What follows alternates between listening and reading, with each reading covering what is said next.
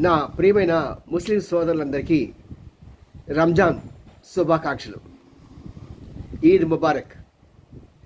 మరి ఎన్నడూ లేని విధంగా ఈసారి కొన్ని ప్రాంతాలలో ఈ రంజాన్ వేడుకలు జరుపుకోవటం చాలా కష్టంగా ఉంది. ప్రత్యేకంగా మన గాజా స్ట్రిప్ దగ్గర కానీ మరి కొన్ని ప్రాంతాల్లో ఒక పక్కన పండుగ జరుగుతూ ఉండగా పాలస్తీనాలో చూసుకుంటే 30,000 మంది అనాథ బాలలు, తల్లిదండ్రులు కోల్పోయిన బిడ్డలు. వాళ్ళకి ఏం తెలియదు, ఏం జరుగుతున్నదో అనేది కూడా తెలీదు. మేము గతంలో రంజాన్ ఇలా మా అమ్మతో నాన్నతో ఇలా చేసుకున్నాను, నాకు ఇప్పుడు ఎవరు లేరు అని అది కూడా లేదు అవకాశం.